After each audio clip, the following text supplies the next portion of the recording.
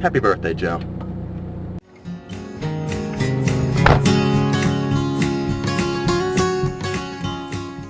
I finished reading Prisoner of Azkaban. I'm still reading Order of the Phoenix, and I have a self-proclaimed Harry Potter expert in the car with me today. It's true.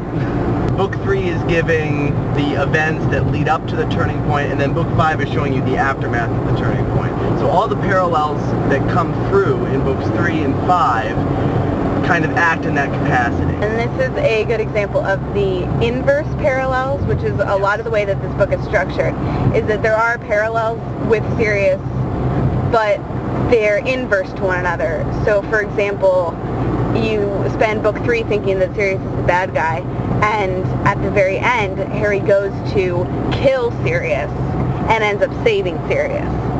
And then in Book 5, you have the very mentor, father-son kind of relationship, and at the end of the story, Harry goes to save Sirius, and Sirius ends up dying.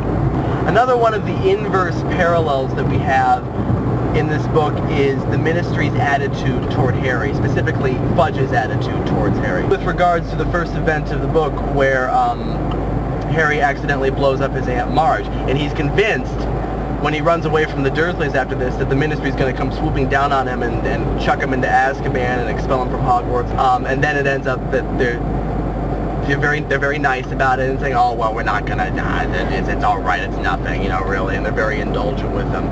Book 5, it's the exact opposite. He does perform magic to protect himself, but the Ministry does come and say, you've been expelled from Hogwarts, blah, blah, blah, and then they have this hearing, and Fudge is in no way indulgent. He is not even fair. He wants to get Harry expelled from Hogwarts and possibly chucked into Azkaban as soon as humanly possible, because now the attitude towards Harry has completely changed.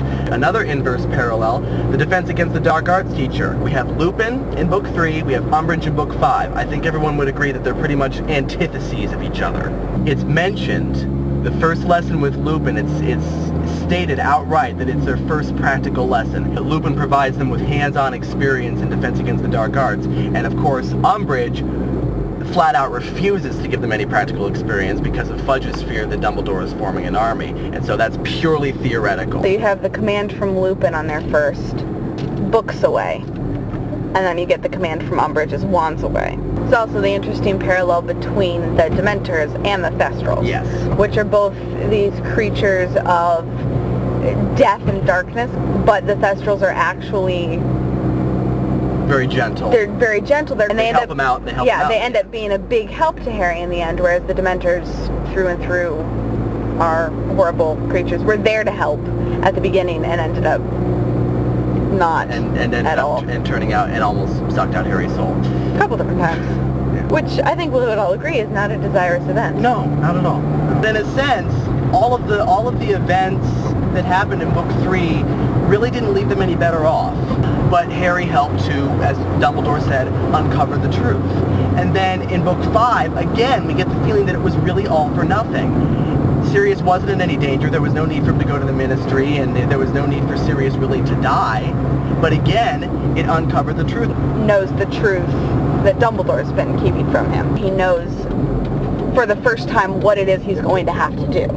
Next time I'll be talking about the parallels between Books 2 and 6. Assuming I get them read, and I'll see you then. Bye, everybody. $3.49 for gas? Why is there not more of a line? I'm shutting the camera off.